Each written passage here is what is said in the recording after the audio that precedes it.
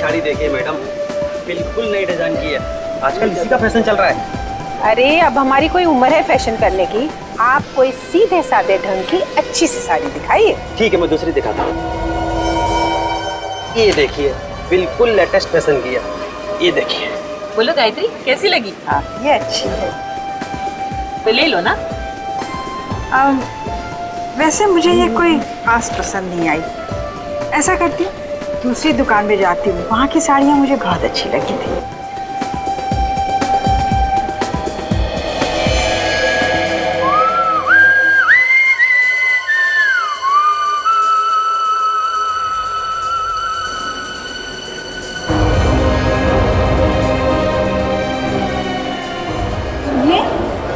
जरा रुकिए, सुनिए जरा रुकिए। अरे सुनिए ना।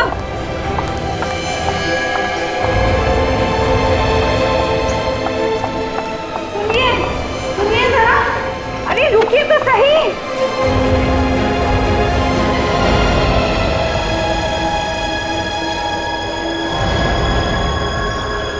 तो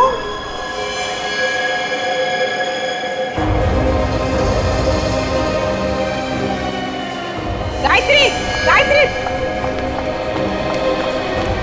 गायत्री रुक जाओ, रुकिए रुकिए, गायत्री रुकिए रुकिए रुकिए। अरे अरे अरे अरे रुकिए, अरे उन्हें रोकिए ना, रोकिए ना, रोकिए। अरे वहाँ कोई नहीं है गायत्री, कोई नहीं है, कोई नहीं था वहाँ पर, कोई नहीं था। संभालो गायत्री, क्या हो गया तुम्हें? गायत्री, क्या जरूरत थी? मैं पूछती हूँ, आखिर क्या जरूरत थी मॉल में जाकर तमाशा करने की? शहर में सारे लोगों को पता चल गया है। ईशा बेटा, जरा आराम से बात करो। एक तो पहले से इतनी सहमी हुई है और ऊपर से तुम।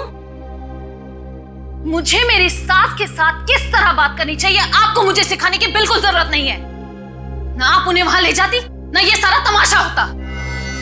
अच्छा, तो ये भी हमारी गलती है कि हम इन्हें साथ ले गए। चलो रीना, यहाँ रहकर और बेइज्जती नहीं करवानी है।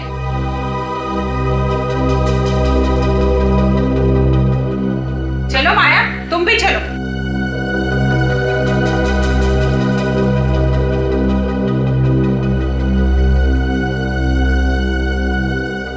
पता नहीं कैसी बहू है। अब मुझे भी चलना चाहिए, आप प्लीज अपना ख्याल रखिएगा। एक मिनट रोशन, मैं भी चलता हूँ। चलिए।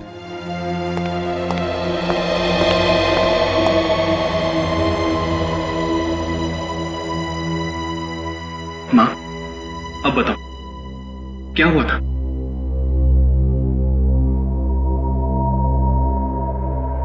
दीपक, मैंने क्या माँ? बताओ प्लीज माँ।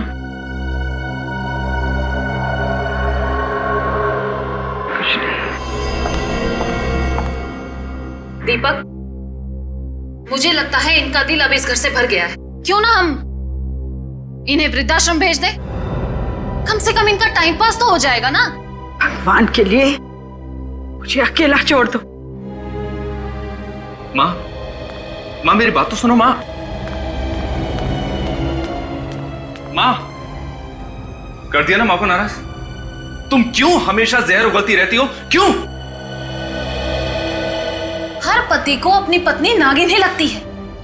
अगर इतना ही शौक था अपनी माँ की गोद में बैठने का तो मुझसे शादी क्यों की? Isha, just shut up! चिल्लाओ मत। तुम्हारी माँ को इस घर से जाना नहीं है ना? ये घर गिरवी है, कभी भी नीलाम हो सकता है। क्या ये बात ये जानती नहीं है? तब क्या होगा? गोली की आवाज माँ के कमरे से।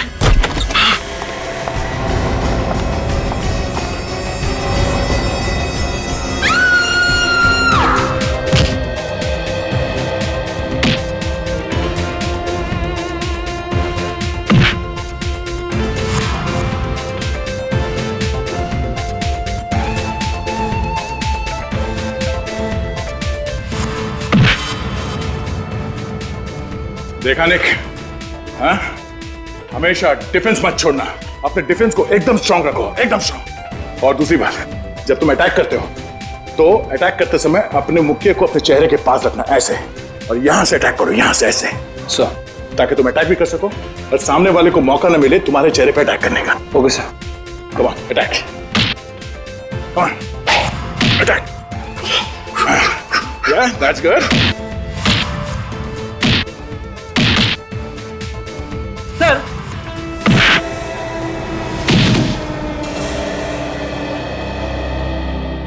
सॉरी सर, लगी तो नहीं? नहीं।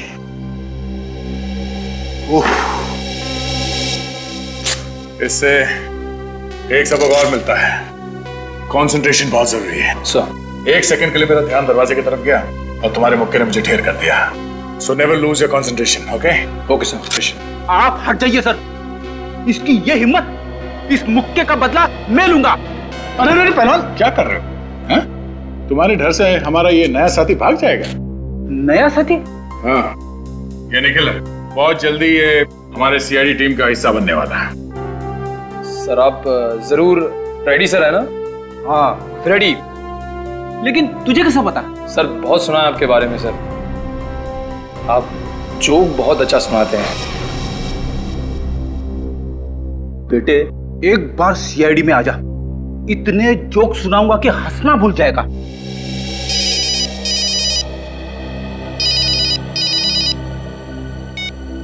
हेलो, हाँ, क्या, कहां पे?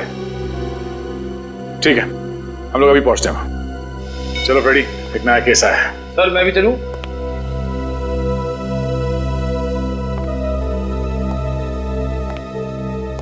निक, अभी तुम्हें थोड़े प्रैक्टिस की जरूरत है। Sir. Siya, okay sir, all the best sir. अब सीआईडी ऑफिसर बनने का मेरा सपना बहुत जल्द पूरा हो जाएगा। यस।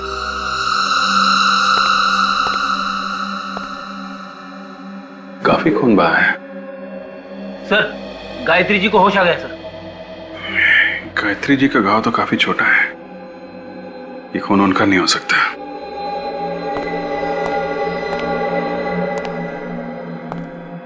गायत्री जी, कमरे में खून पड़ा है, यहां और कोई भी नहीं है आपके अलावा, तो क्या हुआ क्या था यहाँ पे?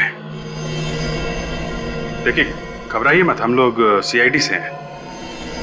गायत्री जी, इससे लगता है इन्हें बहुत बड़ा धक्का लगा है। काम करो, इनको दूसरे कमरे में ले जाओ, थोड़ा आराम करने दो। आई प्लीज।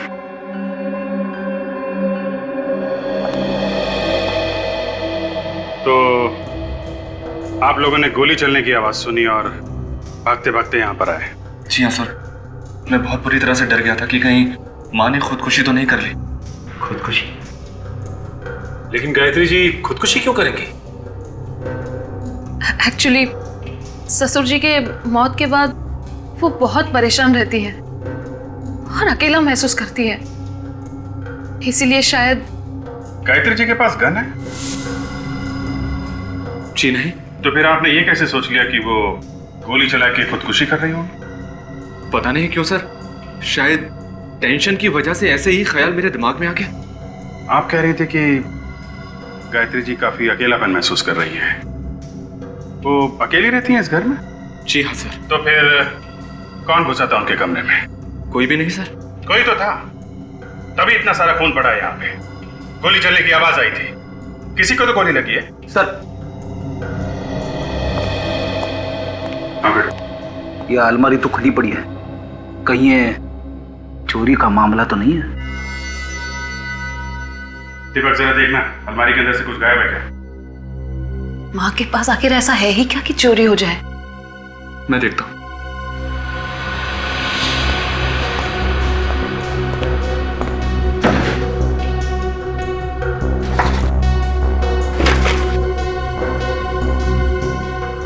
सर ये कुछ पैसे, माँ का मंगलसूत्र और कपड़े वगैरह है बस।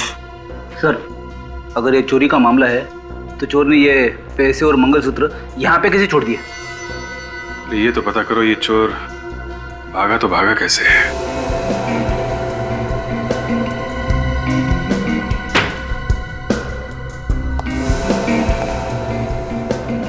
यहां से भागा है वो।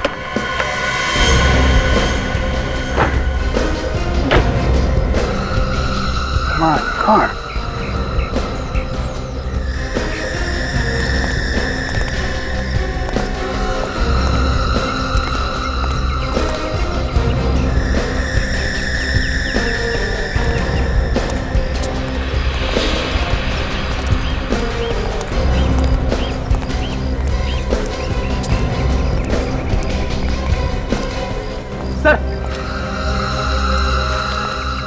ये देखिए, यहाँ पे और यहाँ पे, ये देखिए दीवार पे खून लगा है सर। इसका मतलब वो आदमी दीवार फांद के चला गया। देखते हैं दीवार फांद के किधर गया है।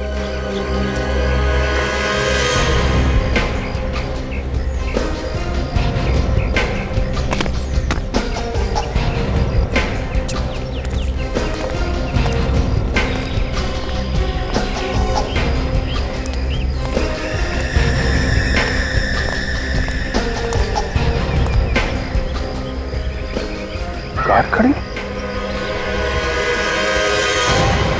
ओह माय गॉड, भयानक मौत। इसके चेहरे के तो चिथड़े उड़ गए। सर अगर मुंह के अंदर गन रखकर गोली चलाई जाए तो आदमी का ऐसा हाल हो सकता है, लेकिन सर इस हालत में आदमी यहाँ तक पहुंचेगा कैसे? तू तो सीने पे भी गोली मारी। सर यहाँ पहुंचकर इसने गाड़ी में बैठकर भागने की कोशिश की होगी और तभी खूनी ने इस पर दूसरी गोली चला दी। घर पे भी गोली मारी गई इसी के ऊपर, सीने पे, और यहाँ तो इसका मुंह ही उड़ा दिया गया। लो भाई, गन तो मिल गई। गन पाउडर की स्मेल है, इसका मतलब थोड़ी देर पहले ही फायर किया गया है। 3 गोलियां चली है और 3 गोलियां अभी भी रिवॉल्वर में है। सर अगर एक गोली यानी सीने वाली गोली कमरे के अंदर चली तो गायत्री जी को अच्छे से मालूम होगा कि किसने किया है। ठीक है, तो गायत्री जी से ही पूछ लेते हैं किसकी लाश है ये और खूनी कौन है। गायत्री जी, कमरे में गोली चली है तो आपने चलाई होगी ना, कमरे में तो कोई और था नहीं। जी, गोली मैंने ही चलाई थी। आपने ही चलाई है? गुड। चलो एक बात तो साफ हो गई, आपने पहले भी कभी गोली चलाई है? नहीं। तो फिर अभी कैसे चले हैं? और गन कहां से आई आपके हाथ? गन चोर के हाथ में थी। जैसे मैं कमरे में आई मैंने देखा मेरी अलमारी में से एक आदमी कुछ चुरा रहा था। आपकी बहू तो कहती थी कि आपके पास कुछ भी नहीं है, एकदम कंगाल है आप। तो फिर ऐसा क्या था उस अलमारी में जो चोर चुराने आए? मैं उससे देखकर बहुत डर गई। वो मुड़ा और मैंने डर के मारे उसे धक्का दे दिया।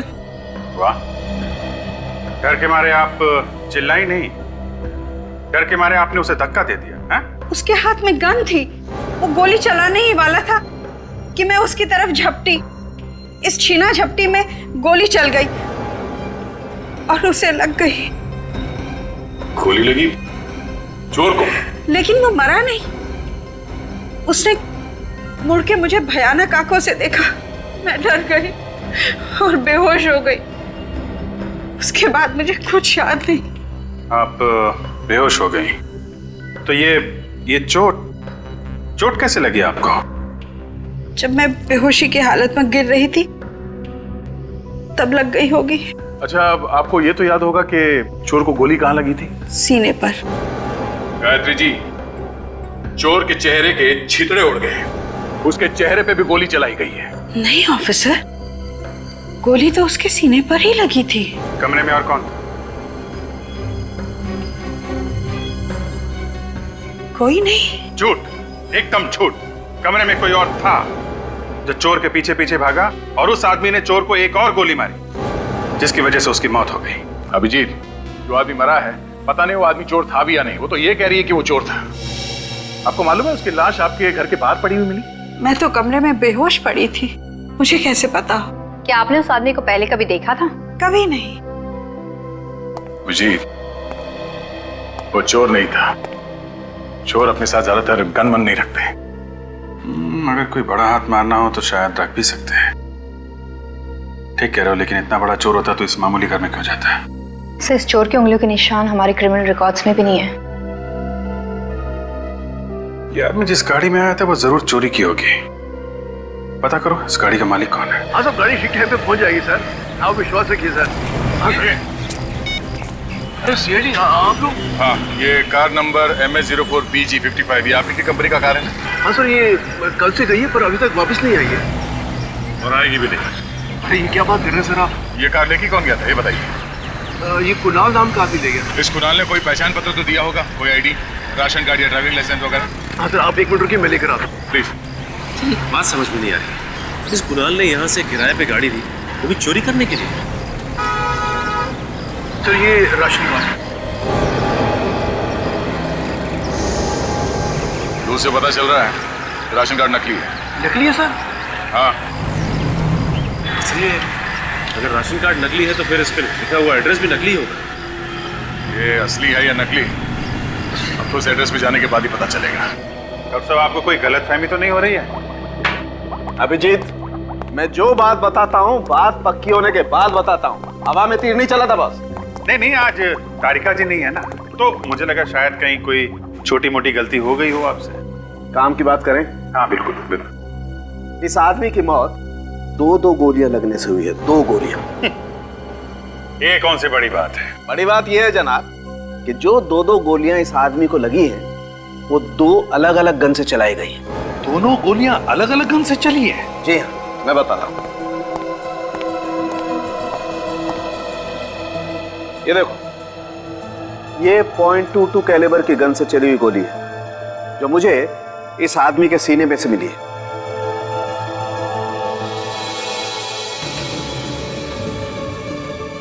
और ये वो गन है जो आप लोग लेकर के आए, .33 कैलिबर की गन, जिससे इस आदमी का जबड़ा उड़ गया।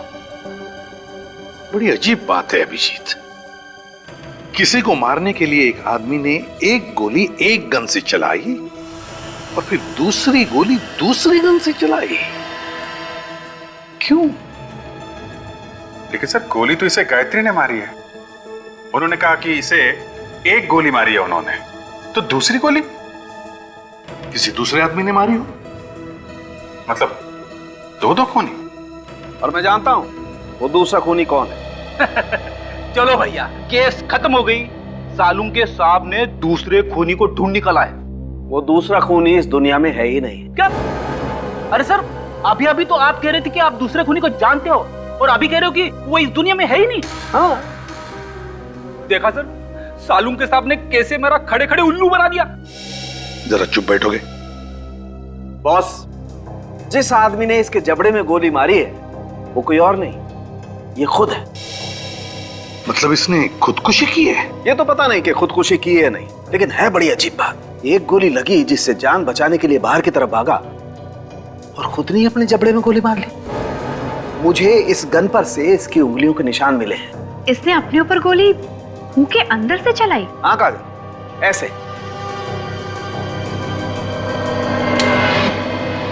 अभिजीत, वैसे तो ये आदमी मरने वाला ही था, तो फिर अपनी जान बचाने की कोशिश करने के बजाय इसने अपने आप पर ही क्यों गोली चला ली? सर, शायद उसे दर्द बर्दाश्त नहीं हुआ होगा। ये गायत्री जी सरासर झूठ बोल रही है सर। उन्होंने कहा कि उसने एक गोली मारी है इसे, तो वो गन कहाँ है? वो गन तो ना हमें उसके घर से मिली है ना कार के पास से। काम करो अभिजीत, फिर से इस गायत्री के घर जाओ और अच्छी तरह से तलाशी लो।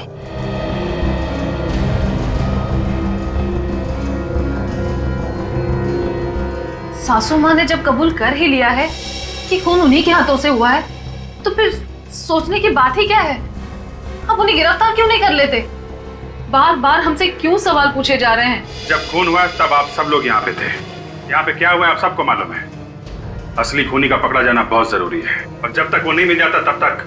मतलब कि खून गायत्री जी ने नहीं किया? अगर खून गायत्री जी ने किया होता तो वो गन कहाँ है जिससे उन्होंने चोर के सीने पे गोली मारी है, वो अभी तक नहीं मिली है।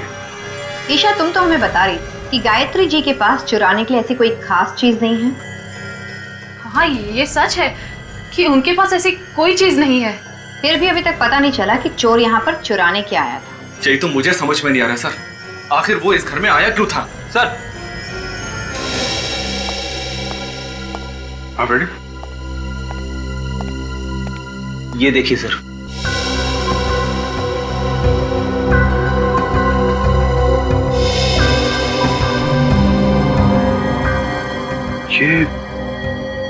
ये तो जूते के निशान है। हाँ सर, इसका मतलब कोई आदमी अलमारी के अंदर छुप के बैठा हुआ था। सर कमाल हो गया, ये देखिए वही एड्रेस है जो इस राशन कार्ड पे असली है। दरवाजे पे तो ताला लगा हुआ है।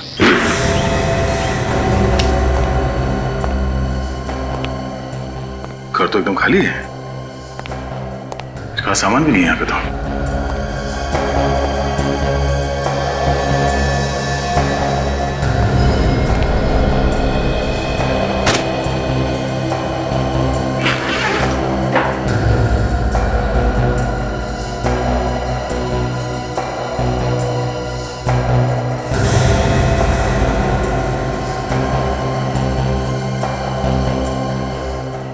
ताजा ताजा पासपोर्ट है, 3 दिन पहले बना है।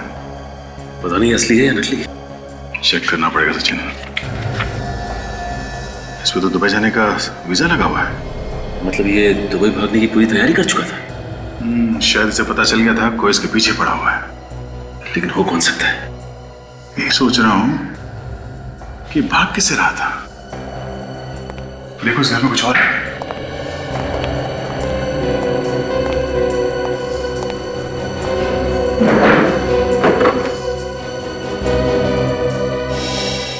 सर क्या चक्कर है ये देखिए सर, गायत्री जी के घर वालों की फोटोग्राफ्स।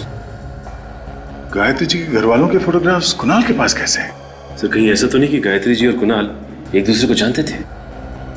एक दूसरे को जानते थे तो फिर गायत्री जी ने इसके बारे में हमें बताया क्यों नहीं? आपने हमसे झूठ क्यों बोला है? मैंने कोई झूठ नहीं बोला। आपने कहा था इस गन से जो गोली चली है वो चोर की छाती में जाके लगी, कहा था ना? हाँ, कहा था। जबकि सच ये है, इस गन से गोली निकली है वो चोर के चेहरे पे जाके लगी है, उसकी छाती पे नहीं। क्या? जी हाँ। तो वो गन कहाँ है जिससे आपने गोली चलाई? कहाँ है वो गन? क्योंकि आपकी गन से अगर गोली चलती और चोर के चेहरे पे जाके लगती तो वहीं गिर जाता, भागता नहीं वहां से। ये गन हमें चोर के लाश के पास से मिली है, आपके घर से नहीं। तो वो गन कहाँ है जिससे आपने गोली चलाई? कहाँ है वो गन? मुझे नहीं मालूम। मैंने कहा ना, मैं बेहोश हो गई थी। झूठ बोल रही हैं आप किसी को बचाने की कोशिश कर रही हैं मैडम। अभी पता चल जाएगा। ये गन उठाइए, पकड़िए इसे और गोली चलाइए उधर। पकड़िए, पकड़िए, चलाइए गोली, चलाइए गोली, चलाइए।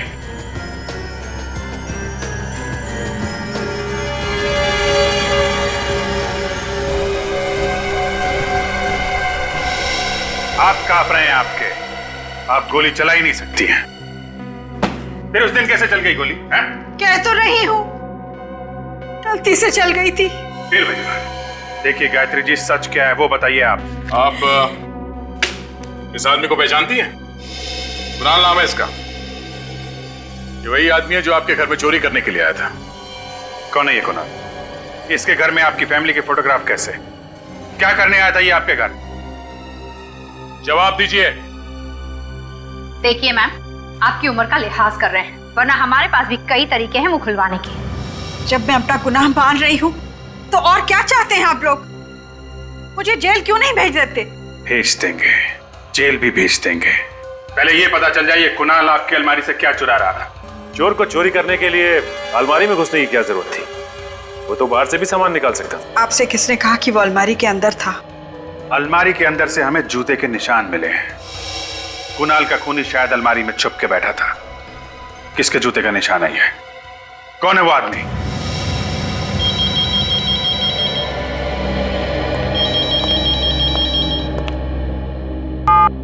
हेलो, क्या ब्यूरो में किसी का फोन टैप हो रहा है? हाँ हाँ, फोन टैप हो? किसका? किसका फोन टैप हो रहा है? नंबर क्या है? 1039 57 599। मगर ये तो हम में से किसी का भी नंबर नहीं है। एक मिनट सर।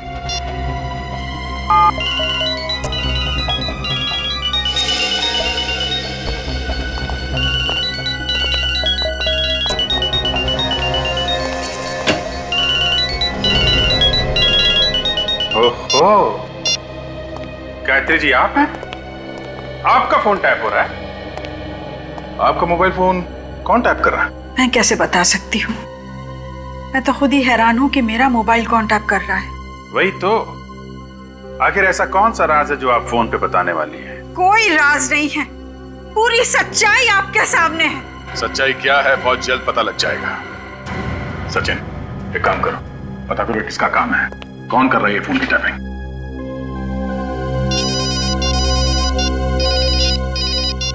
हाँ राबित,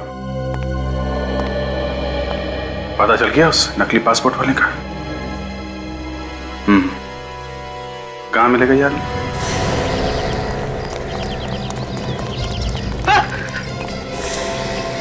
नकली पासपोर्ट क्यों बना है?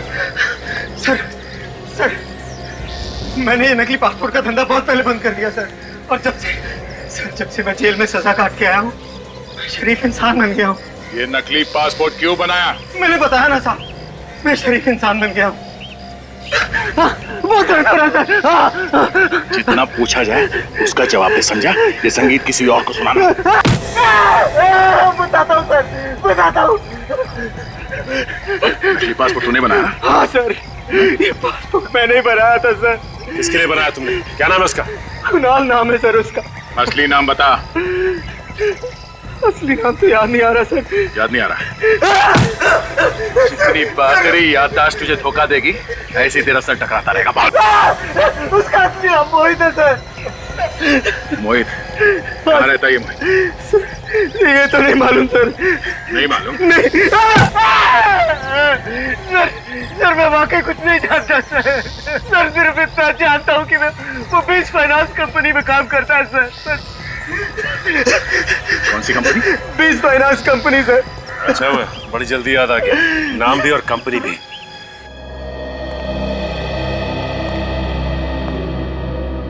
जी कहिए, मैं क्या मदद कर सकता हूँ आपकी?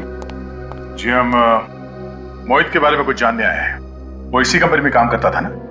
जी हाँ, वो हमारी इसी कंपनी में काम करता था और बहुत ही नेक इंसान था वो। नेक इंसान नकली पासपोर्ट नहीं बनवाया करते हैं। नकली पासपोर्ट? मैं कुछ समझा नहीं। जी हाँ, नकली पासपोर्ट। ये देखिए।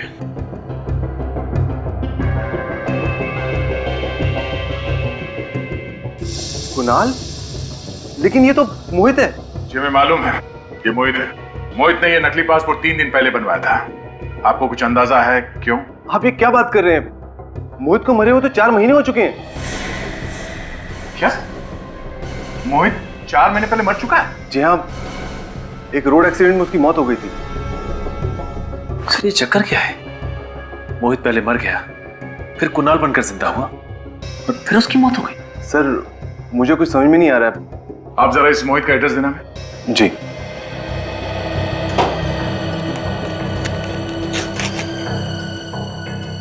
ये लीजिए। थैंक्स। ये मोहित का एड्रेस है? जी। Are you sure? जी हाँ, लेकिन आप इतना चौंक क्यों रहे हैं? My God.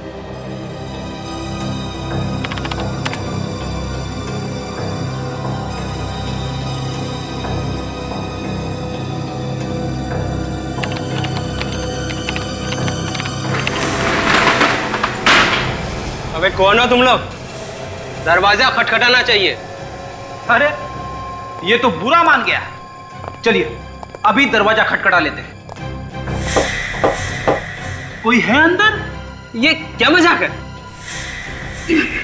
किसी का फोन टैप करना मजाक लगा तुझे? हैं? मुझे मैंने- मालूम है ना ये गैर कानूनी है। मैंने किसी का फोन टैप नहीं किया है।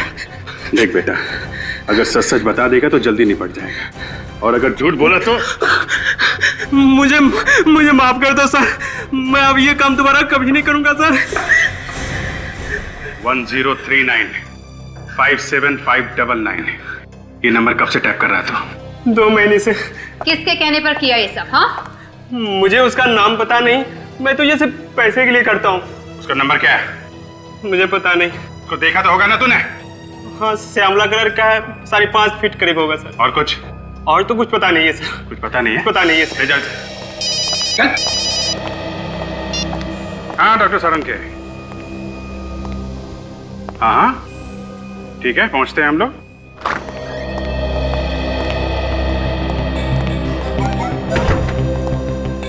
मुंह सुजा के क्यों बैठा सारंग के? हैं?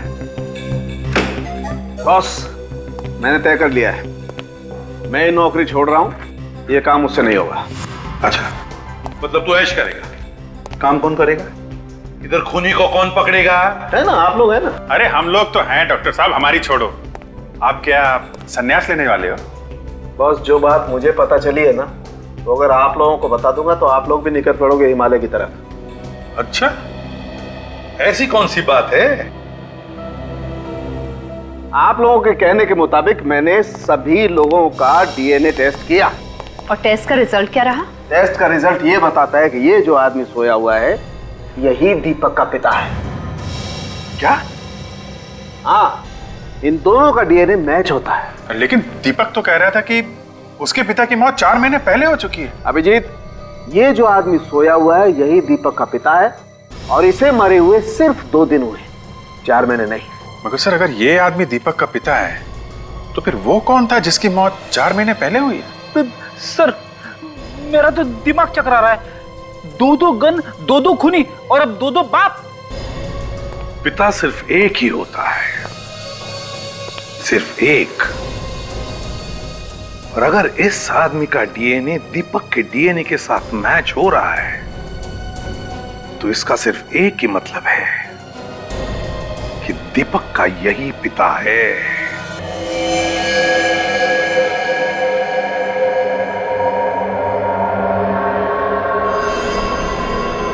कमाल है गायत्री जी, इस फोटो को देख के आपकी बोलती क्यों बंद हो जाती है? हाँ जी, बड़ी अजीब बात है। चलिए हम आपकी कुछ मदद कर देते हैं, शायद आपको कुछ याद आ जाए। इस आदमी का असली नाम मोहित है। लो भाई, इन्हें तो अभी भी कुछ याद नहीं आ रहा है। फिर ठीक है, ऐसा हो सकता है कि एक औरत अपने बच्चों के पिता को पहचानने से इनकार कर दे। नहीं सर, ऐसा तो नहीं हो सकता। मगर सर, इनके पति तो 4 महीने पहले मर गए ना। हाँ फ्रेडी, मगर उस आदमी का डीएनए इनके बेटे दीपक से कैसे मैच हो रहा है? अब इसका जवाब तो गायत्री जी ही दे सकती है। हाँ। ये मेरे पति मोहित है। मगर दुनिया समझती है कि आपके पति 4 महीने पहले मर चुके हैं। मुझे भी यही लगता था, लेकिन उस दिन मॉल में। अरे रुकिए तो सही।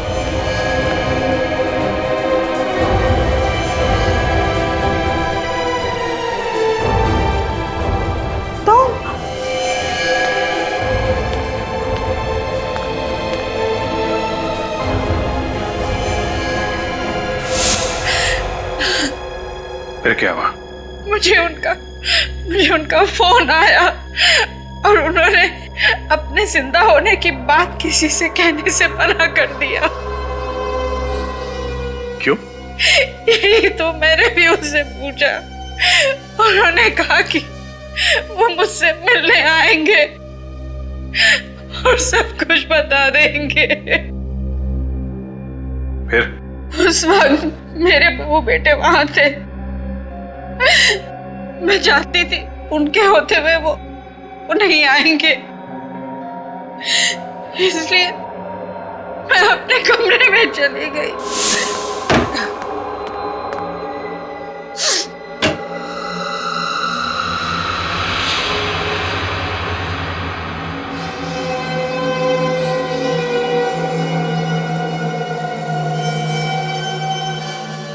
तुम जिंदा हो?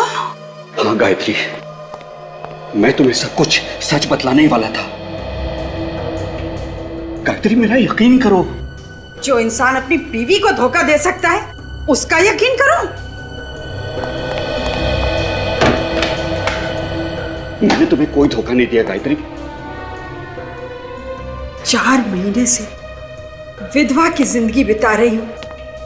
आप जिंदा होते हुए भी घर वापस नहीं लौटे और आप कह रहे हैं कोई धोखा नहीं दिया।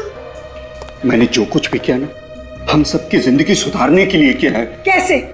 आपके मरने से हमारी जिंदगी कैसे सुधर सकती है? सुधर जाएगी। 2 दिन के बाद तुम्हें 1 करोड़ रुपए मिलेंगे। 1 करोड़ रुपए? कौन देगा 1 करोड़ रुपए? इंश्योरेंस कंपनी वाले। इंश्योरेंस कंपनी वाले? हाँ। वो क्यों देंगे 1 करोड़? मैंने एक इंश्योरेंस करवाया है कि अगर मेरी मौत किसी एक्सीडेंट में हो जाती है तो मेरे परिवार को 1 करोड़ रुपए मिलेंगे। जरा सोचो गायत्री, 1 करोड़ रुपए में तुम क्या नहीं कर सकती हो। हमारी बेटी की शादी हो सकती है, दीपक अपना बिजनेस शुरू कर सकता है। आपने हमारी खुशी के लिए इतनी बड़ी कुर्बानी दी। तुम सबकी खुशी मेरी खुशी है। अब मैं दुबई जा रहा हूं, वहीं रहूंगा। अगर मुझे किसी ने यहां पर जिंदा देख लिया तो बड़ी मुसीबत में आ जाऊंगा मैं। कौन हो तुम? मैंने तुझे अपना अच्छा दोस्त समझा और तूने मुझे धोखा दिया। चीट तो करता है कि अभी तुझे ऊपर पहुंचा दूं। नहीं, नहीं, मोहित, आप भाग जाइए, मैं इसे देखिए।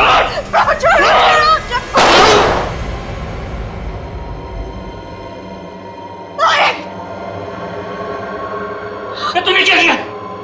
तेरे वजह से गोली चल गई। उसके बाद क्या हुआ मुझे कुछ नहीं पता। तो ये सारा खेल इंश्योरेंस के पैसों के लिए खेला गया है।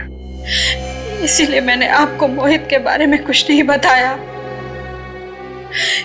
क्योंकि मैं जानती थी अगर दुनिया को मोहित के जिंदा होने की खबर हो जाएगी तो हमें इंश्योरेंस के पैसे नहीं मिलेंगे जो हम अपनी बेटी की शादी में खर्च करना चाहते थे। हमने जो कुछ किया बस अपने परिवार की खुशियों के लिए किया। अब जरा मुझे फांसी लगा दीजिए, वैसे मेरा अब इस दुनिया में है ही कौन। फांसी आपको नहीं, खूनी को चढ़ाएंगे। आप ये बताइए कि वो आदमी कौन था जो अलमारी में बैठा था, जिसने गोली चलाई मोहित पे? मैं नहीं जानती। उसने मास्क पहन रखा था। फिर भी कुछ तो याद होगा, उसकी चाल ढाल से, उसकी कद काठी से। कुछ याद है आपको उसके बारे में? वो आदमी ये जरूर कह रहा था कि मोहित ने उन्हें धोखा दिया है, उनके साथ विश्वासघात हुआ है। तो फिर ऐसे किसी आदमी के बारे में बताइए जिसे मोहित ने धोखा दिया हो। मैं ऐसे किसी आदमी को नहीं जानती।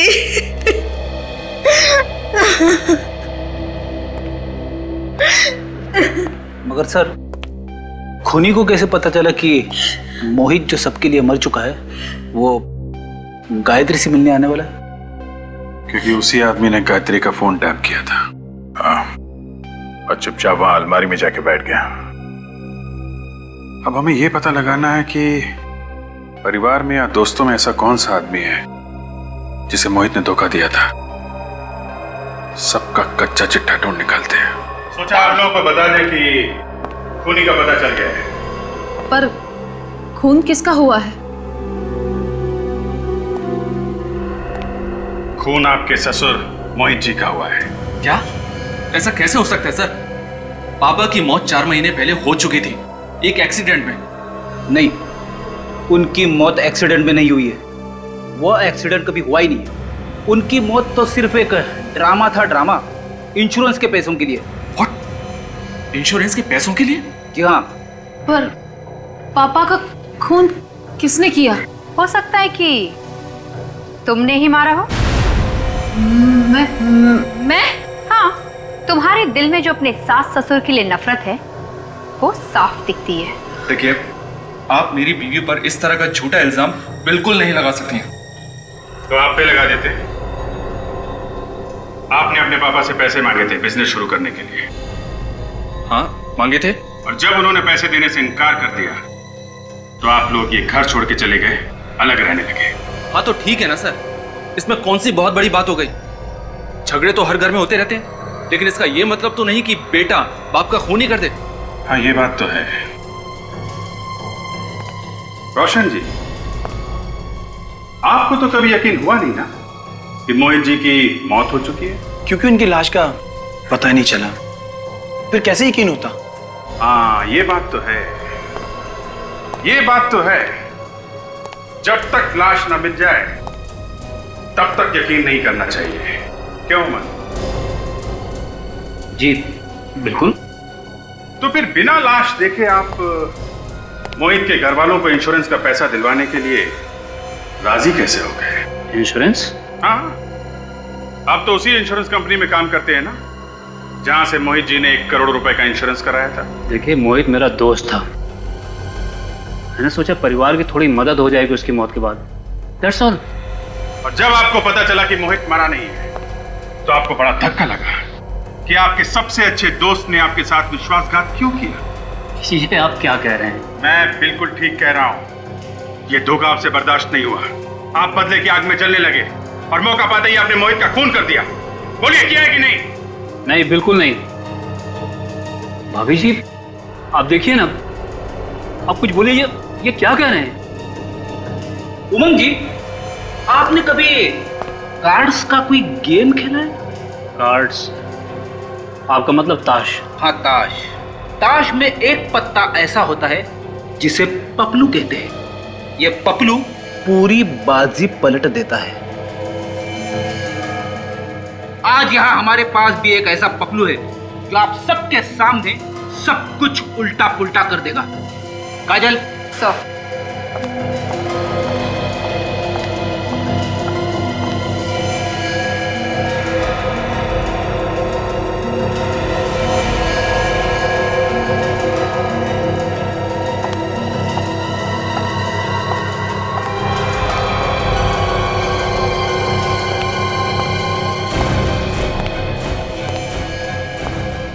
सूरज, तुम? अरे वाह, बड़ी जल्दी पहचान लिया।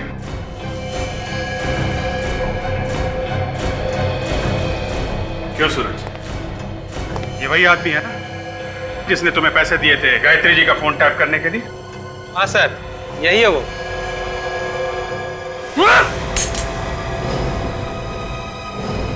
अरे अरे अरे उमंग जी, आप इतनी मेहनत क्यों कर रहे हैं? इस गन की गोलियां तो मेरे पास है। कौन जा रहा है? एक बार सीआईडी के हाथ गर्दन पे पड़ गए ना, फिर उसे कोई नहीं छुड़ा सकता। हाँ, मोहित का खून मेरे ही हाथों हुआ था, पर मैं उसे मारने के लिए नहीं किया था। मैं तो सिर्फ सच जानना चाहता था। और इसीलिए तुमने गायत्री जी का फोन टैप करवाया? हाँ, क्योंकि मोहित को इंश्योरेंस कराए हुए 1 साल भी नहीं हुआ था, और इस तरह अचानक उसकी मौत हो जाना एक्सीडेंट में, मुझे शक हो गया कि कहीं ये बहुत बड़ा प्लान तो नहीं है। और इसी प्लान को जानने के लिए तुम अलमारी में जाके बैठ गए। लेकिन सर, ये तो हमारे सामने रोशन के साथ घर से बाहर चले गए थे। नहीं, ये मेरे साथ बाहर नहीं गए, इन्होंने बहाना बना दिया कि इन्हें गायत्री जी से बहुत जरूरी बात करनी है। हाँ, और इस तरह मैं वापस घर के अंदर पहुंच गया।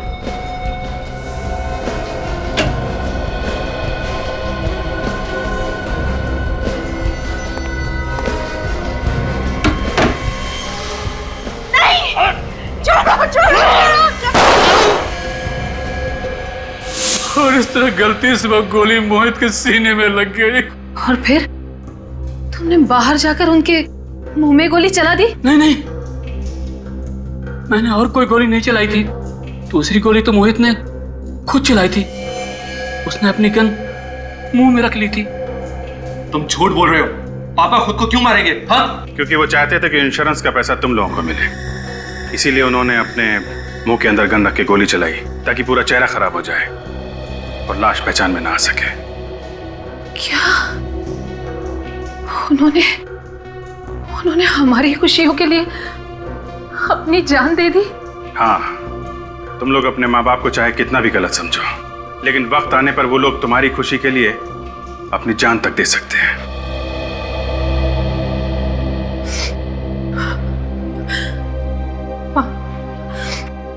मुझे माफ कर दीजिए।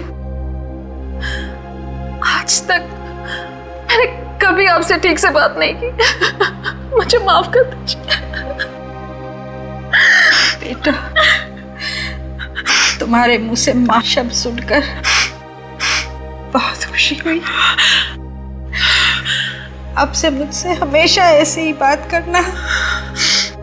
प्लीज प्लीज मुझे छोड़ दीजिए।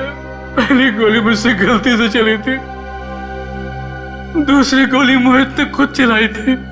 मैंने जानबूझकर मोहित का खून नहीं किया था। मुझे माफ कर दीजिए, मुझे माफ कर दीजिए। तुम्हारा इंसाफ तो अब अदालत ही करेगी।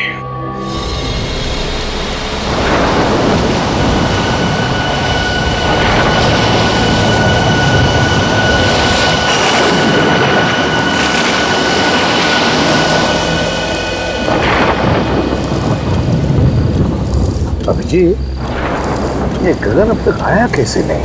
पहले तो ऐसे कभी नहीं हुआ। पता नहीं सर, फोन करके उसने बोला था कि बहुत अर्जेंट काम है, अभी आके मिलो। काम तो वैसे जरूरी होगा, वरना ऐसे नहीं बुलाता हुआ। हाँ सर, जब भी फोन करके बुलाया कुछ काम की खबर दी है उसने। है खबरी, लेकिन बड़े काम का आदमी है सर, इसीलिए तो छूट दे रखी है अपराधियों के साथ रहने की। नहीं अब तक तो जेल में होता। यहीं पे बुलाया है ना उसने? हाँ सर, यही जगह बताई थी। ज़्यादातर इसी जगह पे आके मिलता है हमसे।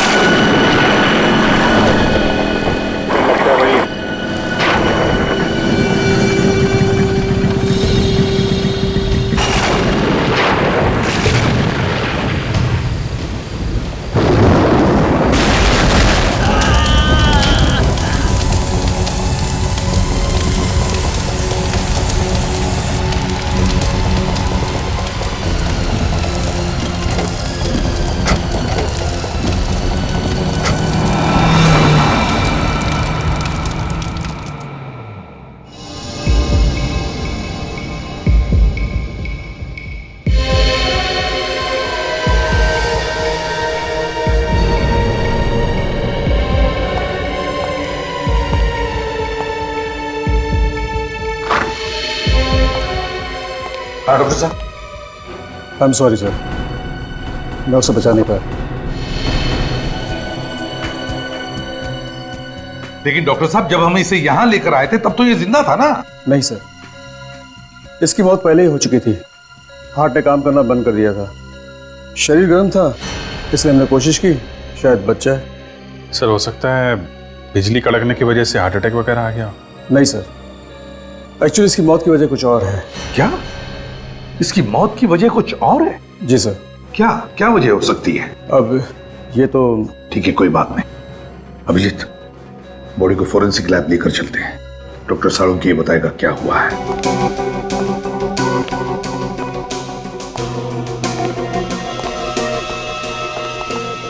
सर अगर आसमान से बिजली इसके ऊपर गिरती तो इसके सिर्फ हाथ और पैर ही क्यों जलते?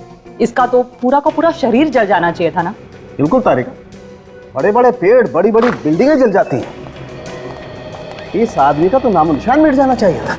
साळुंके, बिजली हमारी आंखों के सामने सामने गिरी इस पर, जलकर ये बेचारा बेहोश हो गया था। नहीं बॉस, अगर आसमान से गिरी हुई बिजली का करंट इसे लगता तो आप लोग इसकी लाश लेकर के नहीं आते, इसकी राख लेकर के आते। ऐश। मगर साळुंके, बिजली का झटका तो लगा है इसे। हाँ, करंट तो लगा। ये कौन सी वाली बिजली है सर? ये किसकी आवाज? सर मैं बोला। इनकी तारीफ? सर सॉरी सर, मैं मुझे पहले बता देना चाहिए था। ये निखिल है, इंस्पेक्टर निखिल, सीआईडी में नया आया है। ओ, नया इंस्पेक्टर है। तो ये लैब में पहले ही दिन इसके चेहरे पर मुस्कुराहट क्यों, और वो भी एसीपी प्रद्युमन के सामने? तुम्हें मालूम है एसीपी प्रद्युमन के सामने अगर हंसना हो तो दीवार की तरफ मुंह करके सिर्फ 2 सेकंड के लिए हंस सकते हो, सिर्फ। अरे सीख जाएगा सर, उनके साहब सीख जाएगा। क्या भाई, तुम्हें मालूम नहीं था? नहीं सर, सॉरी सर। क्या सॉरी सर? सर उनके साहब के सामने हमारी नाक कटा दिया। सर मैं तो बस एक मिनट बच्चे, जब 2 सीनियर बात कर रहे हो ना तो बीच में अपनी चोंच नहीं डालनी चाहिए। बच्चा है सर, माफ कर दो। जल्दी से माफी मांग लेना, वरना सालून के साहब ये केस छोड़ के भाग जाएंगे। मैं जब जब यहाँ पे आता हूँ मुंह को ताला लगा के आता हूँ। ओह अच्छा, तुम कब से सुधर गए फ्रेडी?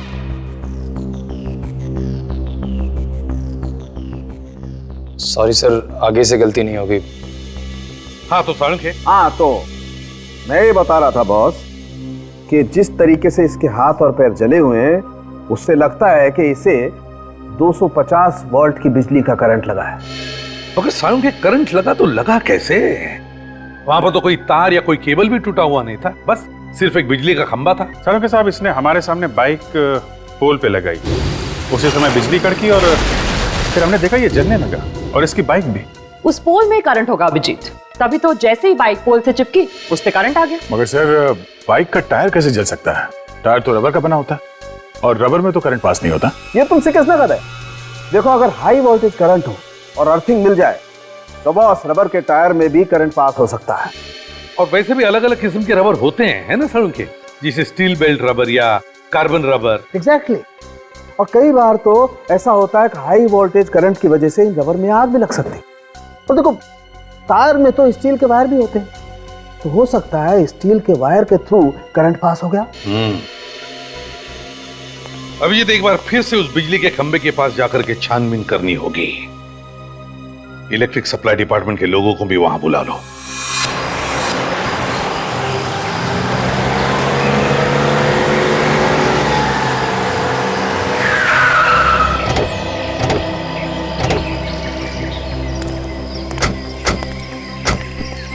बुला जाओ जल्दी, चेक करो खंबे को। सर पोल में करंट आ रहा है। जरा बाइक चेक करो। सर बाइक में भी करंट आ रहा है। पर गगन ने जैसे ही बाइक पोल पे लगाई होगी, करंट बाइक पे आ गया और उसके बाद जगन को करंट लग गया। जरा जंक्शन बॉक्स खोल कर देखो।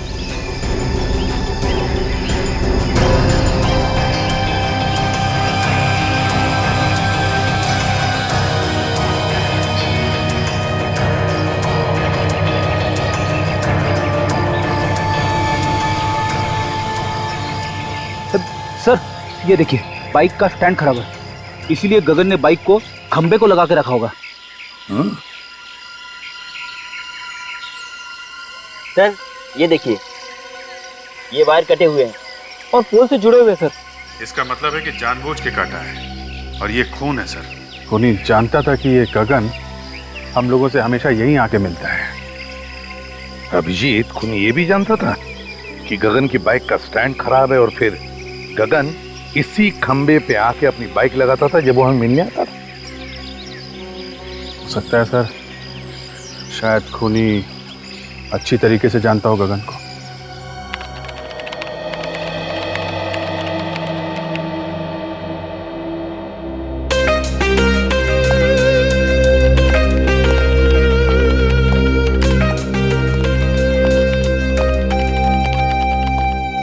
Hello sir.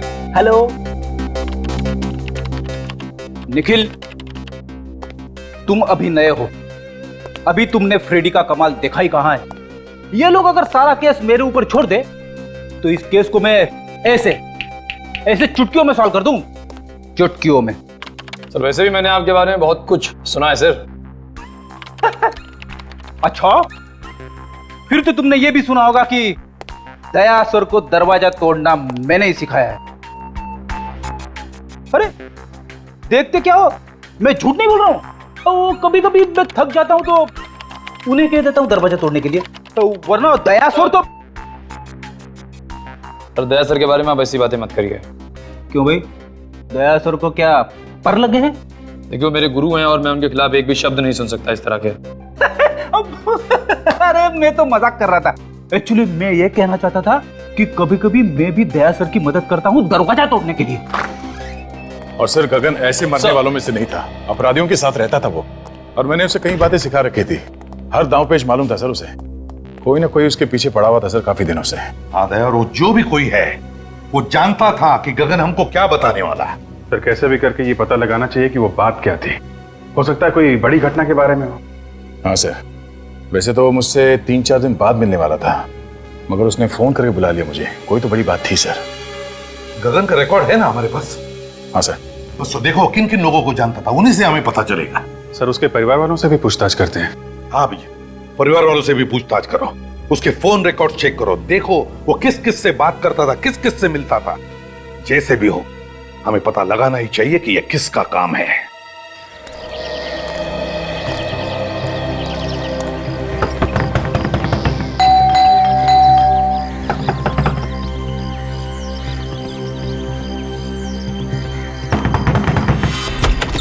क्या है?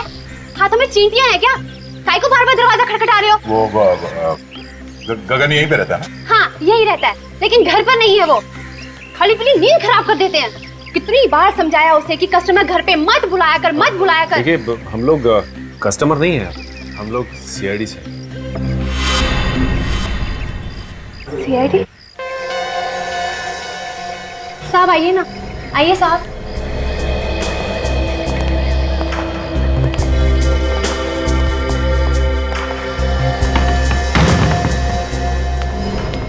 अब क्या हुआ साहब? मेरे पति ने फिर से उल्टा सीधा कुछ किया क्या? देखिए साहब, अब उसे सब कुछ छोड़ दिया है। अब तो मेरे मर्द ने प्लम्बर का धंधा शुरू कर दिया है। हमें मालूम है। तो फिर क्या हुआ साहब? देखिए आपके पति ने तो कुछ नहीं किया। तो फिर वो बताइए ना, क्या किया मेरे मर्द ने? आपके पति की मौत हो गई, किसी ने खून कर दिया उसका। बेहोश हो गई, पानी लेकर निक जल्दी।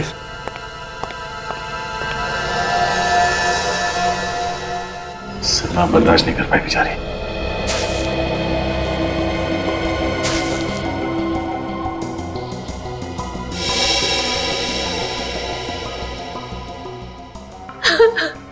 देखिए जो कुछ होना था वो हो गया। गगन की मौत का हमें भी बहुत दुख है। खबरी था वो हमारा। खबरी बना के मरवा डाला आप लोगों ने उसे। मुझे पता होता तो मैं ऐसा काम उसे कभी नहीं करने देती।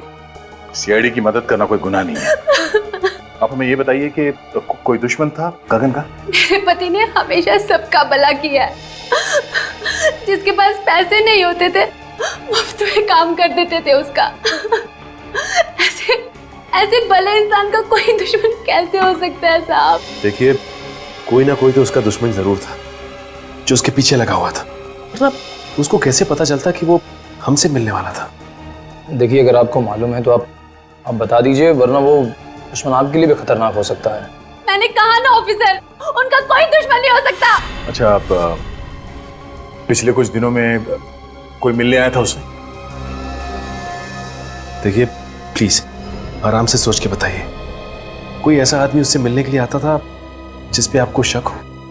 नहीं साहब, घर पे तो कोई नहीं आया था, लेकिन हाँ गगन कैरम क्लब जाते थे और पिछले 5-6 दिन पहले जब वो कैरम क्लब गए और वहां से लौटने के बाद कुछ टेंशन में लगे मुझे। टेंशन? किस बात की टेंशन थी उसे? मैंने पूछा उनसे कि क्या हुआ, मुझे बताइए, लेकिन उन्होंने कुछ नहीं बताया। बस कहा कि टेंशन है, बहुत जल्द सीआईडी से मिलना पड़ेगा। ये कैरम क्लब कहाँ पर है? हाँ जी हाँ जी, ये गगन के नाम से ही फोन है। मिल गया रिकॉर्ड? हाँ तो आप मेल कर दीजिए ना। या थैंक यू वेरी मच। जरा मेल चेक करना, उन लोगों ने गगन के फोन का रिकॉर्ड हम लोगों को मेल किया है। देखते हैं किसका किसका फोन आया था और किसे फोन किया था इसने। मेल आ गया सर। हाँ ओपन करो देखो।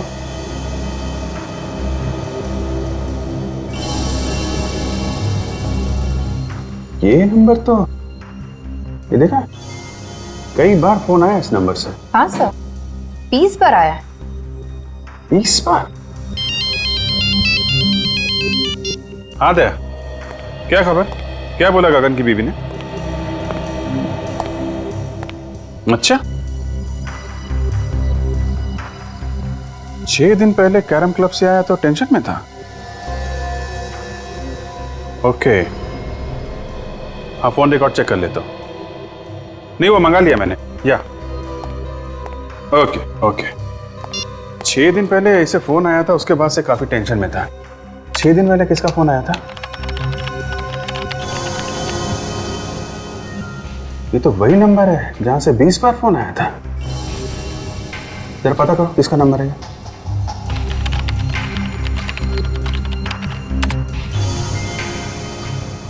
सर ये एसटी पुलिस स्टेशन का नंबर है।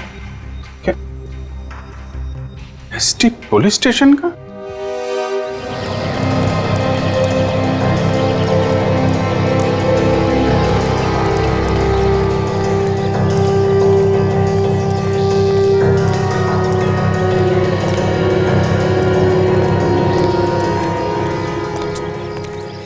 भाई, अरे रामू, बता था आप लोगों को, हम लोग यहाँ खेलने के लिए नहीं आए। एक खिलाड़ी के बारे में कुछ जानकारी लेनी है। किस खिलाड़ी के बारे में पूछना है सर?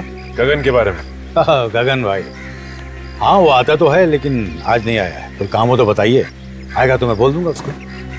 वो अब कभी नहीं आएगा यहाँ। कैसी बातें कर रहे हो साहब? कौन है आप लोग? हम लोग सीआईडी से। सीआईडी? हाँ, गगन का किसी ने खून कर दिया। गगन भाई का खून कर दिया किसी ने? यहाँ उसके दोस्त कौन कौन है? डैनी और काका। इस वक्त कहाँ मिलेंगे दोनों? मिलेंगे कहाँ साहब? नहीं है। आइए सर। डैनी, काका, हाँ सीआईडी वाले आए हैं आपसे मिलने। सीआईडी हमसे मिलने क्यों आई है? हाँ, हमने क्या किया? हमें गगन के बारे में कुछ जानकारी चाहिए थी। सर उससे जो पूछ रहे हैं साहब, उसी से पूछो ना। जा गगन को उसके घर से बुला के ला। किसी को कहीं जाने की जरूरत नहीं है। जो कुछ पूछा जाए उसका साफ साफ जवाब दो, बस। अच्छा ये बताओ कि तुम दोनों गगन के अच्छे दोस्त हो ना? जी हाँ। गगन अभी कहाँ है मालूम है? नहीं सर। देखो, कल रात किसी ने गगन का खून कर दिया। खून? गगन का? किसने किया सर? 6 दिन पहले गगन तुम लोगों के साथ यहाँ पे आया था। 6 दिन पहले? हाँ, 6 दिन पहले वो हम लोगों के साथ यहाँ पे आया, लेकिन हम लोगों के साथ यहाँ से गया नहीं था। तो फिर किसके साथ गया? अपने किसी और दोस्त से मिलने के लिए बोल रहा था वो। ये तुम दोनों के अलावा उसका नया दोस्त कौन आ गया? साहब, तो हम लोगों के अलावा कौन सा नया दोस्त है हमें तो नहीं मालूम, पर हाँ हम लोगों के चले जाने के बाद वो काफी देर तक यहीं बैठा था। उसके बाद सर उससे कौन मिला, क्या हुआ, कुछ नहीं पता सर। अच्छा ये बताओ कि तुमने यहाँ पे गगन से मिलते हुए किसी को देखा क्या? आप मिलते हुए नहीं देखा मैंने भी, काफी देर तक बैठा रहा यहाँ पर। अच्छा, उसका यहाँ पे किसी के साथ झगड़ा था? हाँ सर था। जीतू और गगन में आपस में नहीं बनती थी। 36 का आंकड़ा था साहब। जीतू कौन है? सर हमने उसका नाम तो सुना है सर, लेकिन हम जानते नहीं कि कौन है वो। मैं जानता हूँ सर जीतू को, कई बार मेरे सामने झगड़ा हुआ है उन दोनों का। जीतू ने धमकी भी दी थी जान से मारने की गगन को। सर कहीं जीतू ने तो नहीं? ये जीतू कहाँ रहता है, जरा उसका एड्रेस है ना? सर बोरीवली में कहीं रहता है। सर आप लोग यहाँ क्या हो सर? गगन नाम के आदमी को जानते हो? गगन? हाँ, ये उसकी फोटो है। नहीं सर, इस आदमी को मैंने पहले कभी नहीं देखा। इस गगन को यहाँ से, इस पुलिस स्टेशन से कई बार फोन किए गए हैं। यहाँ से? हाँ। आप में से किसी ने गगन नाम के किसी आदमी को फोन किया था? नहीं सर। गगन के फोन रिकॉर्ड में यहाँ का फोन नंबर है। फोन तो यहीं से किया गया है। पता नहीं सर। तो याद कीजिए, कोई बाहर का आदमी हो सकता है। यहाँ तो बहुत लोग आते जाते हैं। जी नहीं सर, बाहर का कोई भी आदमी फोन को हाथ नहीं लगा सकता। फिर तो कोई यहीं का आदमी है जो खूनी के साथ मिला हुआ है। अगर तुम में से किसी ने गगन को कॉल किया है या उसके बारे में कुछ भी जानते हो तो मुझे बता दो, अभी भी वक्त है। नहीं सर, हमने नहीं किया। नहीं सर, मैंने फोन नहीं किया। तो जा सकते। सर ये तीनों नहीं बढ़ते हैं, मुझे उन्हीं पर शक था। कोई बात नहीं, अगर कुछ पता चले तो हमें बता देना। Okay sir. तो बिना फोन किए तो नंबर आएगा नहीं, और ये लोग कह रहे हैं फोन नहीं किया। अभिजीत, फोन यहीं से किया गया है, अब किसने और कैसे वही देखना है।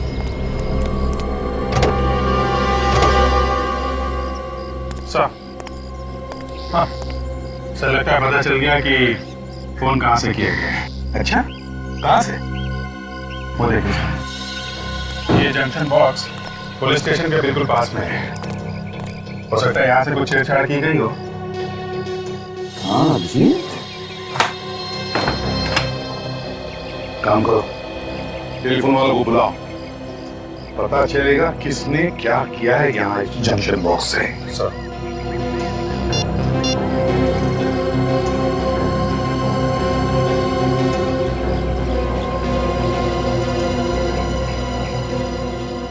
इस एरिया के सारे टेलीफोन लाइंस इसी जंक्शन बॉक्स में जुड़ी हुई हैं। हाँ सर। जरा पुलिस स्टेशन की लाइन चेक करो, देखो किसने कुछ छेड़छाड़ किया है क्या।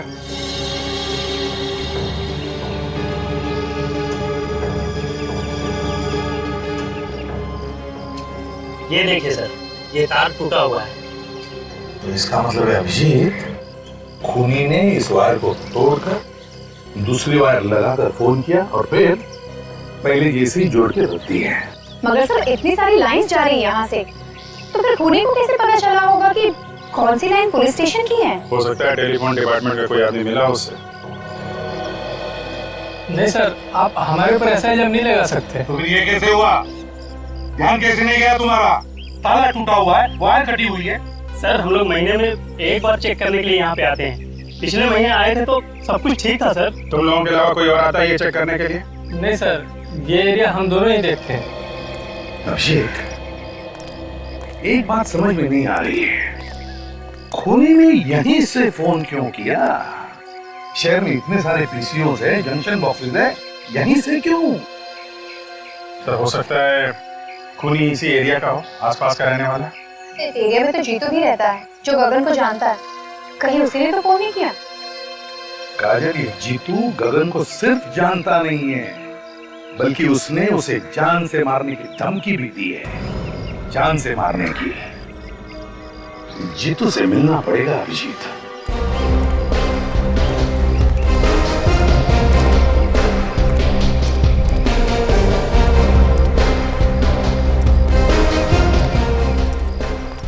ये अरे दादा, ये जीतू यहीं पे रहता है ना? हाँ, यहीं रहता है क्या वो घर पे? क्या मालूम, होगा, जाके देख लो।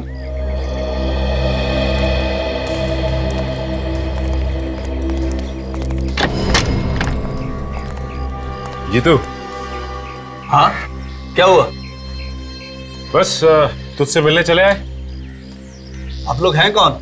तेरे दूर के रिश्तेदार हैं, तुझे साथ ले जाने आए हैं। अरे भाई, साफ साफ बताओ, कौन हो तुम लोग? सीआईडी। सीआईडी? हाँ। गगन का खून क्यों किया तुमने? क्या गगन का खून हो गया? अब ये एक्टिंग वैक्टिंग खत्म हो गई हो तो आगे बढ़े। हाँ, क्यों मारा गगन को? सर मैं गगन को क्यों मारूंगा? मेरी उससे क्या दुश्मनी है? तेरा झगड़ा हुआ था ना उसके साथ कैरम क्लब में। सर, जब मैं किसी कैरम क्लब गया ही नहीं तो झगड़े का तो सवाल ही नहीं उठता ना। ये गगन जहाँ पे रहता है उसके घर के पास में नुक्कड़ पे एक कैरम क्लब है, कुछ याद आया तुम्हें? नुक्कड़ पे कैरम क्लब? तेरे पास सिर्फ 1 सेकंड है, जो कुछ मालूम है सच सच बता, वरना मेरा एक हाथ पड़ेगा तो 10 दिन तक तेरा दिमाग झंझनाता रह जाएगा। तू वहां पर कैरम क्लब में गया था, तुझे लोगों ने वहां पे देखा था, और तेरा झगड़ा भी हुआ था गगन के साथ में। सच बोल, हुआ था या नहीं? हाँ सर, याद आया। अच्छा हुआ, जल्दी याद आ गया। गगन के साथ झगड़ा हुआ था ना? हाँ? वो तो सर ऐसे ही थोड़ी बहुत कहा सुनी हो गई थी, फिर बाद में बोलचाल हो गई सर। ऐसी कहा सुनी तो अक्सर हो जाती है हमारे बीच। किस बात को लेकर झगड़ा हुआ था तुम दोनों के बीच? वो सर, पहले मैं गगन के पड़ोस में रहता था, तो इलेक्ट्रिसिटी के बिल को लेकर थोड़ी सी कहा सुनी हो गई थी। सर, छोटे मोटे इलेक्ट्रिसिटी बिल के लिए कोई किसी को मार सकता है क्या? नहीं,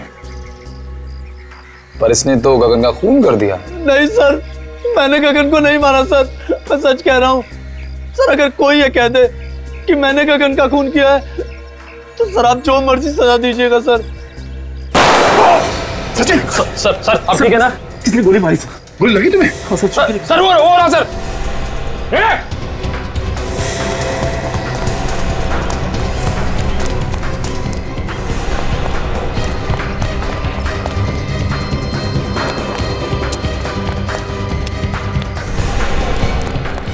देखो तुम यहां से जाओ।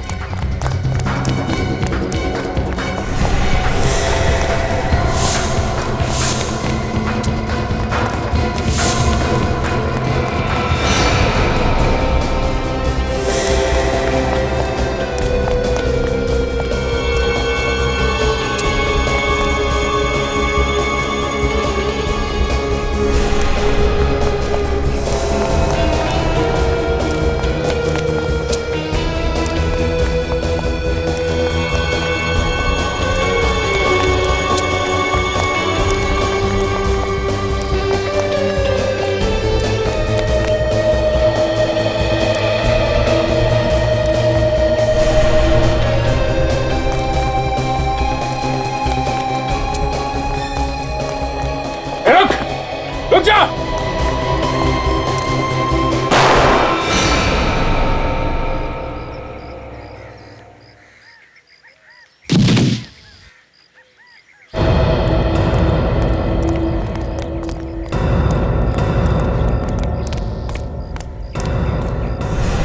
पलटो इसे।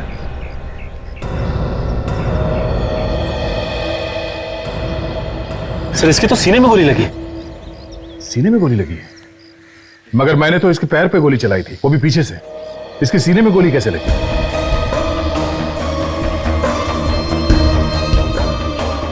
हाँ सर, अगर पीछे से गोली लगी होती तो इसकी पीठ में कहीं कोई निशान होता, लेकिन पीठ में कोई भी निशान नहीं। सचिन, किसी ने सामने से गोली चलाई है। देखो आसपास कोई छुप के बैठा है क्या? जल्दी।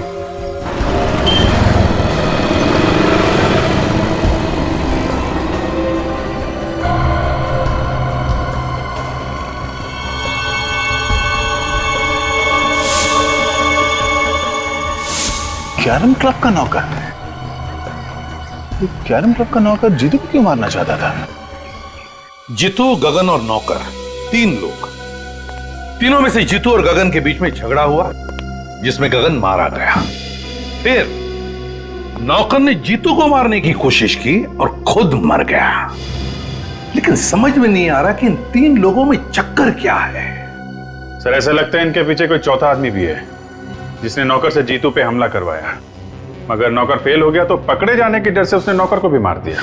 मगर सर उसे पता कैसे चला कि हम लोग जीतू के घर जाने वाले हैं? वही तो या ये जो भी आदमी है जो ये सब करवा रहा है वही हमारे हर कदम पे नजर रखे हुए है। और वो जानता है कि जीतू उसके बारे में सब कुछ जानता है और इसीलिए उसने उसे मारने की कोशिश भी की। सर अगर जीतू को मालूम होता तो हमें बता देता। काफी डरा हुआ था सर वो। सर एक बात समझ में नहीं आई, किस नौकर ने जीतू पर हमला हम लोगों के सामने ही क्यों किया? हमारे वहां पहुंचने से पहले और वहां से निकलने के बाद भी तो कर सकता था। यह भी तो हो सकता है कि उस नौकर को तुम लोगों को मारने के लिए भेजा होगा। सर अगर हम लोगों को मारने के लिए भेजा था तो दोबारा हमला करने से पहले 10 बार सोचेगा, लेकिन अगर जीतू को मारने के लिए भेजा था तो दोबारा हमला कर सकता है। सर गगन को खुरी ने फोन किया था पुलिस स्टेशन के जंक्शन बॉक्स से ताकि शक जीतू पे जाए। एक काम करो, ये नौकर जहां पर नौकरी करता था उस कैरम क्लब के मालिक को जाकर के मिलो और जरा प्यार से पूछो उससे, पता लगाओ कौन कौन मिलने आता था उस नौकर को। Yes sir.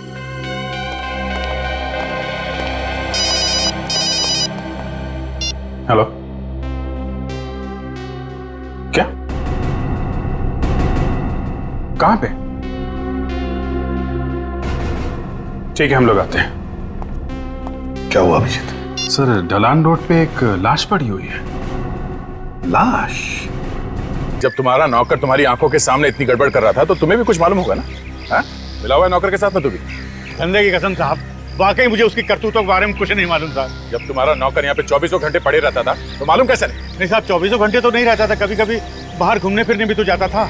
उससे मिलने के लिए कौन कौन आता था यहाँ पे? साहब मिलने तो बहुत से लोग आते थे, लेकिन ज्यादातर गुंडे टाइप के लोग होते थे। ओह, तो गलत कामों में पड़ा हुआ था, इसीलिए उसका खून हो गया।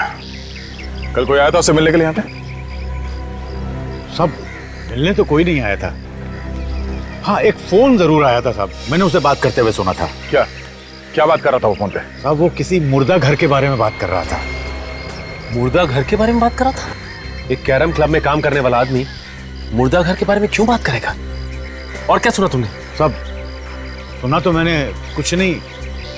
उसके बाद वो फौरन मेरे पास आया और कहने लगा कि उसके किसी रिश्तेदार का एक्सीडेंट हो गया, उसे अभी का अभी जाना है। कितने बजे थे उस वक्त? साहब करीब दोपहर के 2 बजे की। दोपहर के 2 बजे?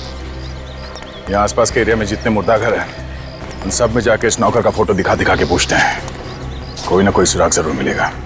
चलो।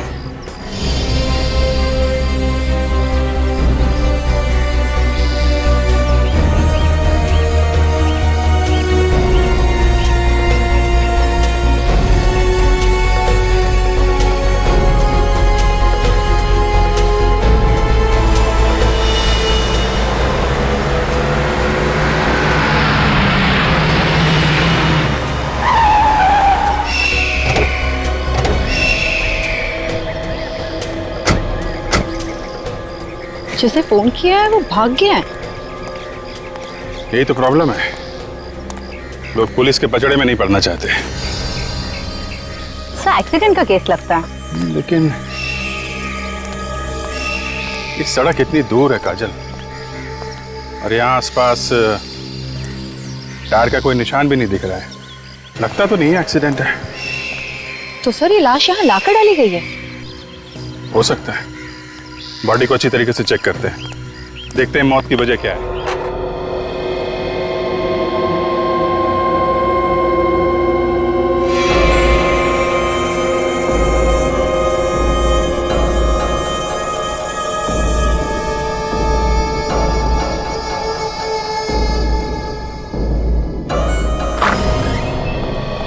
सर तुम यहाँ के इंचार्ज हो? जी मैं यहाँ की देखभाल करता हूँ। पर आप लोग? हम लोग सीआईडी से। आप लोगों को भी पता चल गया उस लाश के बारे में? लाश के बारे में? हाँ, आप उसी लाश के बारे में पूछताछ करने आए ना जो चोरी हो गई? चोरी हो गई थी? हाँ, चोरी हो गई थी, उसी के बारे में। साहब मेरा विश्वास करो साहब, मुझे पता नहीं साहब वो अचानक लाश कैसे गायब हो गई। लोग झूठ बोल रहे हैं साहब कि लाश मैंने चुराई है। मैं लाश क्यों चुराऊंगा साहब? तो फिर किसने चुराई लाश? मुझे पता नहीं साहब। पता नहीं मतलब? इस जगह की देखभाल तुम ही करते हो ना, तो तुम्हें कैसे नहीं पता? सर कोई इसको बेहोश करके लाश को चुरा कर ले गया। मुझे ये इस फोटो को देखे, यही आदमी था क्या? साहब मुझे किसी ने सिर पे पीछे से मारा साहब, मैं उसका चेहरा नहीं देख पाया साहब। कितने बजे हुआ ये सब? यही कल 2:30 बजे के करीब साहब। सर ये काम पक्का रामू ने किया है। हाँ सर। सर ये कैरम क्लब का मालिक बता रहा था कि रामू वहां से 2 बजे निकला और ये जगह वहां से 20-25 मिनट की दूरी पे है। पर रामू ये लाश चुराएगा क्यों? करेगा क्या वो इस लाश का? वैसे वो लाश थी किसकी? सभी एक एक्सीडेंटल केस था तो इसकी शिनाख्त नहीं हो पाई थी। लाश की फोटो तो खींची होगी? हाँ साहब, फोटो है हमारे रिकॉर्ड में। ठीक है, फोटो लेके आओ। जी।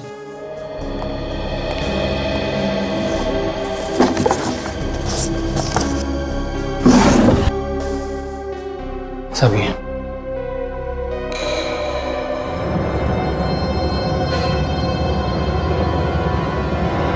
है तो ये एक्सीडेंट का ही केस, लेकिन ये एक्सीडेंट यहाँ नहीं हुआ है काजल। ये कैसे पता चला सर?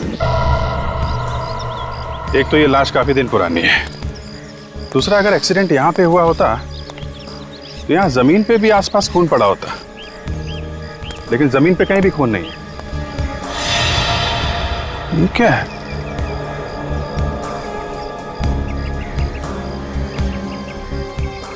अंगूठे में धागा?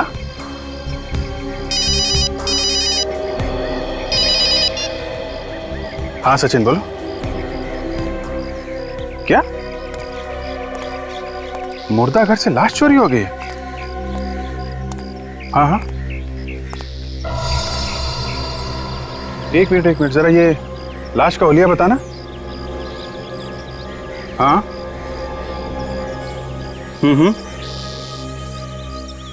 यार जैसा हुलिया तुम बता रहे हो वैसी लाश हमारे सामने पड़ी हुई है और इसके पैर पे धागा बंधा हुआ है, वो जो मुर्दा घर में बांधते हैं ना पैर पे नंबरिंग के लिए, वैसा ही। हाँ एक्सीडेंट की लाश है।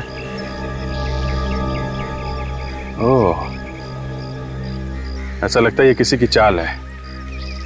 लाश यहाँ पे लाके डाल दी और हम लोगों को फोन करके बुला लिया।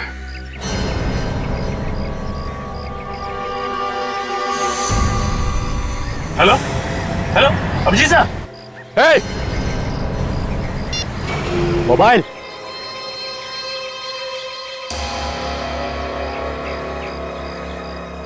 तुमने ठीक पहचाना ऑफिसर, ये हम लोगों की चाल थी जो काम कर गई।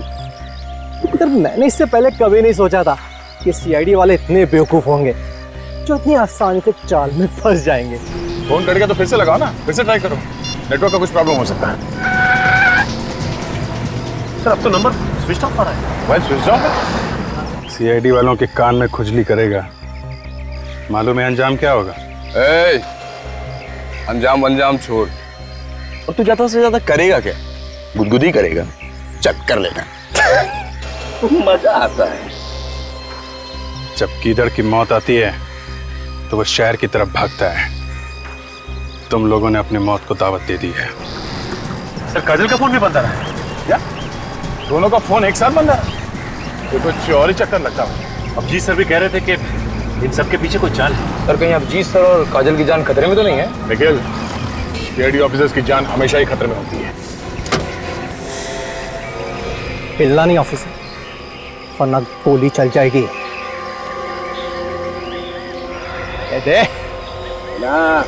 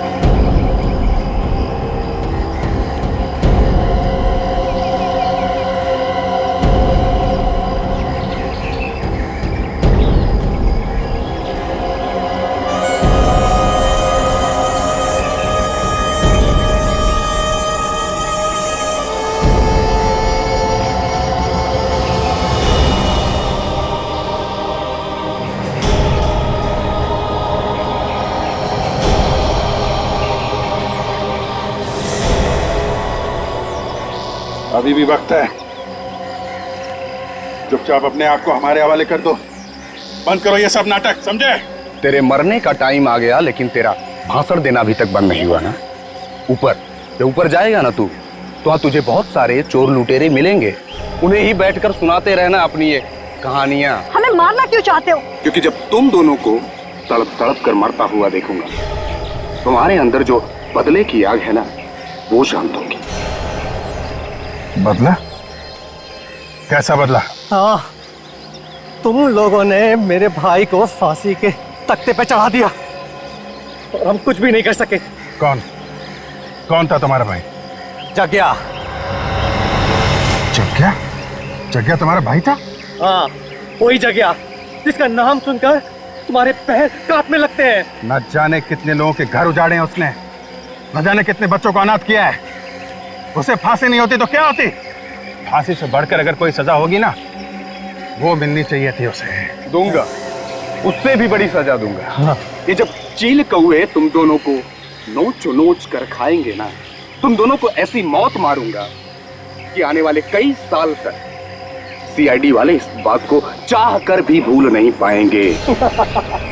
इस गड्ढे में पड़े चिल्लाते रहना और अपनी मौत को आते देखते रहना।